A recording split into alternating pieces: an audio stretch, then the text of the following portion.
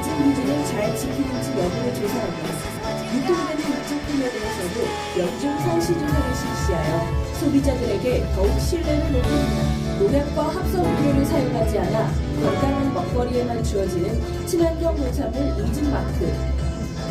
친환경 농산물 인증 제도는 소비자의 신뢰를 높이기 위해 인증 전반에 대한 관리, 감독을 강화하고 현장의 문제점을 보완하기 위해 꾸준히 제도 개선을 실시하는 등 친환경 농업이 가진 공익적 가치에 대한 인식을 제고하며 공감대를 확산해 나가고 있습니다. 모두가 생각하고 함께 고민하는 건강한 먹거리의 중심에선 친환경 농산물 시장. 작은 마크 안에 커다란 가치를 담은 친환경 함께하겠습니다. 지금 제가 방금 전에 드린 거는 자담 오일입니다. 그 알고 쓰시는 분도 자담 오일 혹시 써보신 분 계세요? 아, 쓰고 계시네? 한번 손 들어보세요. 자담 오일 유황 쓰고 계신 분 한 분, 두 분 계시네요. 예. 그래가지고 제가 지금 드린 거는 쓰고 계시면은 뭐 다른 분 드려도 됩니다. 이 자담 오일이 사실 천연 물비누예요. 그게 가성 가리 대신 나중에 설명 다 드릴 겁니다. 우리 물비누 요렇게 300cc 요거 10,000원 넘게 팝니다. 이거 300cc 요렇게 그 인터넷 쳐보시면 근데 굉장히 좋습니다. 그래서 요거는 제가 그 까놀라유를 안 쓰고 다른 거를 써가지고 만들어 봤어요. 더 좋은 오일 써가지고 그러니까 한번 써보시고 그 지금 나중에 이제 이런 설명을 드릴 건데 이 자담 오일 아까 이렇게 자담 농법으로 하신 분도 계시고 하니까 또 검증되신 분 나중에 한번 또 부탁 말씀드리겠습니다. 물비누 드린 대신 경험담 한번 하는 건 방법이 확대되면 뭐 여러 가지 환경 보호, 경제적, 사회적, 건강상 이점들이. 그래서 아까 유기농 물약, GAP 이런 부분들은 했고요. 지금 미생물을 먼저 말씀드릴 텐데요. 미생물에 대한 부분은 우리 사람도 그 사실 미생물 덩어리입니다. 식물도 미생물 덩어리예요. 뿌리부터 어디까지 특히나 이 땅 밑부분은 미생물이 다 도포하고 있다고 하고 보시면 돼요. 근데 우리가 농사 질 때 미생물을 모르면 농사를 그냥 일반 관행으로 질 때는 그냥 병 생기면 약치고 막 하니까 그게 악순환타잖아요. 계속 땅도 안 좋아지고 또 올해는 나를 예를 들어 약을 100을 쳤다면 내년에는 또 110을 쳐야 되고 또 약을 바꿔줘야 되고 내성 생기고 막 이렇게 하는 악순환을 타는 것 중에 가장 큰 이유가 미생물입니다. 미생물을 우리가 계속 죽이는 거예요. 미생물이 있어야 되는데.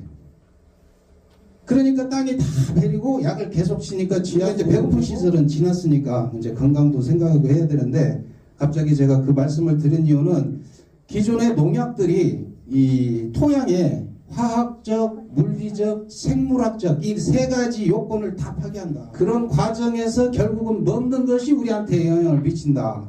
어떤 거는 직접적으로 간접적으로.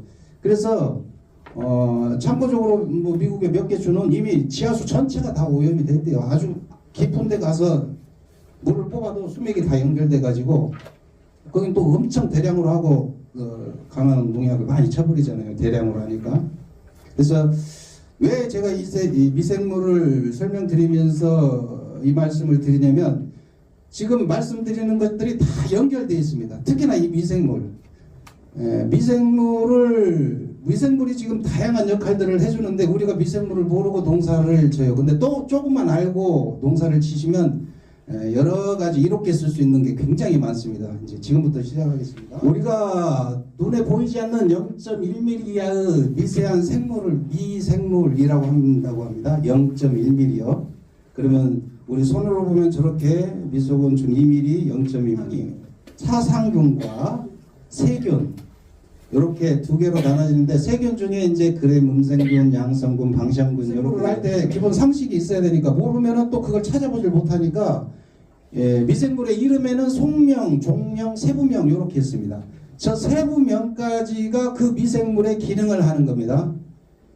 그래서 보면은 저 바실러스 서브스티스 CNU 이렇게 돼 있는 거는 바실러스 서브스티스라는 미생물인데 예를 들어 CNU다 그러면 전남대, M5다 그럼 나주 이런 식으로 해서 분류가 되어 있는데 특정 미생물의 기능을 갖춘 미생물의 이름입니다. 왜 이 미생물을 말씀드리냐면 우리가 쓰는 지금 EM도 어떤 특정 미생물을 활용하는 거거든요. 특정 미생물 위주로 알고 쓰셔야 되니까. 그래서 미생물은 저렇게 속명, 종명, 세부명이 있는데 세부명까지를 알아야 그 기능을 이해할 수 있다라고 하시면 되고, 예를 들어 지금 여기에서 뭐 딸기를 하시는 분 계시면 딸기에 대한 부분이 어떤 특정한 기능을 높일 수 있는 것이 미생물 하나만 투입하면 가능합니다.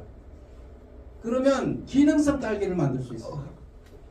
그래서 토양의 미생물에는 그 좋은 균이 한 15%, 나쁜 균이 한 15% 있다고 합니다.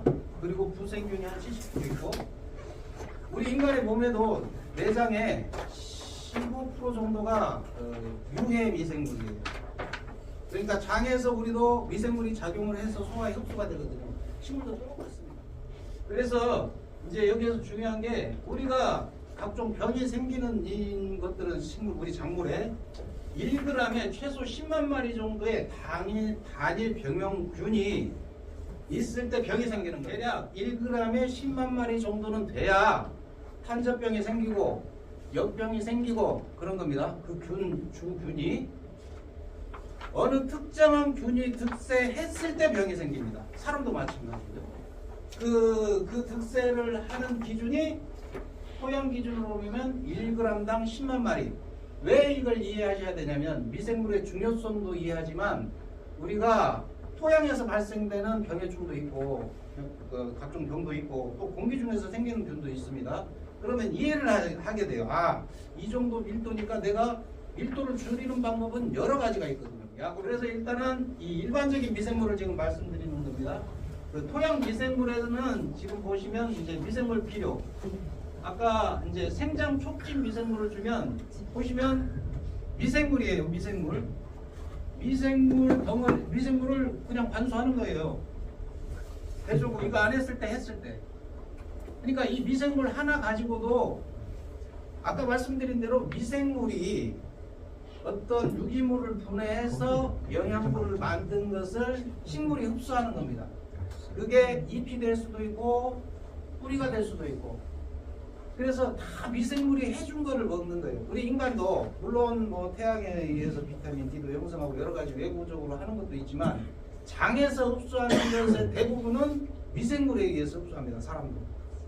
그래야 사람이 흡수할 수 있고, 식물도 미생물이 작업을 해줘야 그 요소를 식물이 뿌리에서든 잎에서 흡수합니다. 그래서 미생물이 중요한 거예요.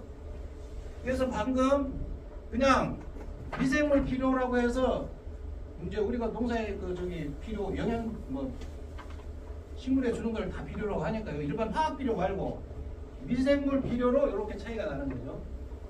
그리고 저기도 보면 예를 들어 식물성, 식물병, 가뭄, 오염, 저항성, 유도 해가지고 가뭄의 내성이 강한, 그러니까 이런 것들이 미생물이 작용을 해주는 거예요. 지금 보면 뭐 생장 억제도 되고, 살충 미생물, 미생물 농약.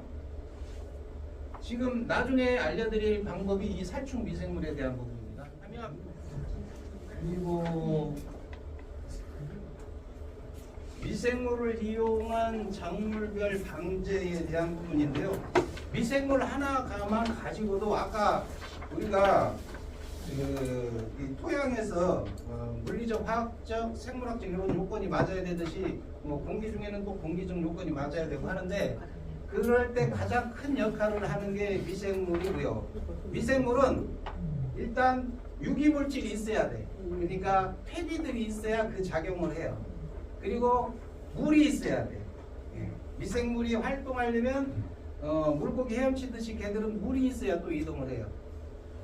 거기 떨어지면 이동해야 되는데, 그래서 이제 아까 말씀드린 대로 미생물이 여러 가지 기능을 하기 위해서는 첫 번째 유기질이 있어야 된다. 유기물이, 폐비 같은 거. 그리고 물, 습기가 좀 있어야지 이동을 한대요. 이 미생물을 다양하게 하면 아까 1g에 10만 마리 이상이 돼야지 병이 생긴다고 그랬잖아요.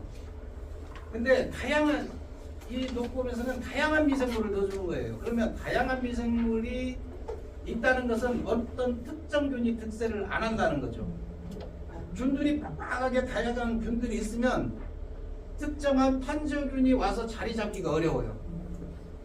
그러니까 이 원리를 알면 내가 어떻게 해야 되고 땅을 처음부터 첫 해부터 그렇게 되진 않아요. 그리고 기존에 일반 관행식으로 해오면 또 안 되죠. 왜냐하면 이미 오염되어 있으면 미생물 번식이 잘 안 돼요. 다양한 미생물을 넣어도 이미 땅이 오염되어 있기 때문에 그래서 보통 오염되어 있는 땅은 최소 2, 3년 보통 한 4, 5년은 이렇게 관리를 해 나가야지 어느 정도 이제 이게 농약기도 빠져나가고 중화도 시키고 그리고 더 빨리 그걸 땅을 개선하는 방법이면 다양한 미생물을 쓰는 게 좋은데 그게 바로 이제 균을 직접 배양해서 쓰는 방법이 있죠. 그래서 다 필요합니다. 화학 농약도 필요하고 EM도 필요하고 이렇게 아까 특정 미생물 기능성 균도 필요하고 다 필요한데 거 뿌리 활력 촉진, 토양 개량, 물질 순환, 병해충 방제 어떤 특정한 이 병해충 방제 보시면 나머지는 이제 앞에서 설명드린 대로 미생물들이 이런 기능들을 하고 있구나. 어떤 특정 미생물은 어떤 특정 기능을 하고 있구나. 이렇게 보시면 되고 병충해 방제에서도 지금 보면은 백광균, 녹광균, 바실러스 계통의 계열들이 병충해 방제를 해줘요. 미생물들이. 그러면 내가 이거 좀 농약값 좀 줄일 방법이 없을까 하면 조금 노력을 해야 되겠죠. 노력을 했는데 1,000만 원이 100만 원밖에 안 들어가. 안 할 이유가 없잖아요. 해가지고 미생물을 썼는데 사다 쓰니까 효과가 별로 안 좋아. 근데 내가 만들어서 그냥 집에서 만들어서 부엽도 좀 넣고 감자 넣고 소금 넣고 해가지고 이렇게 좀 만들어서 써. 근데 밀도가 더 높아. 그러면 사다 쓰다가 만들어 쓰게 되고. 근데 이제 어쩌다 한 번씩 쓰신 분들은 만들어서도 저기 사다 쓰고. 병해충 관리할 때 친환경 자재들 뭐 이런 식으로 대부분 식물 추출물들이 많습니다. 나중에 그 미생물 상추물제 만들 때 배실 글루코사이드라는 것을 쓰는데 그것도 식물 추출물입니다. 그리고 미네랄 뭐 이렇게 미생물 이렇게 해서 아까도 말씀드렸지만 대부분 바실러스균들입니다. 지금 여기 표에도 보이시겠지만 그래서 농업 미생물 제품들은 이렇게 그 핵산에 따라서 독성 부위에 따라서 핵산, 세포분열, 호흡성 여러 종류들이 있습니다. 근데 이제 우리가 왜 이걸 대단이라도 알아야 되냐면 내가 치는 농약이 도대체 어떤 작용을 해서 벌레를 근데 이제 앞으로 우리가 할 방법들은 실험 배양으로 해서 고밀도 미생물을 배양하는 걸 알려드립니다.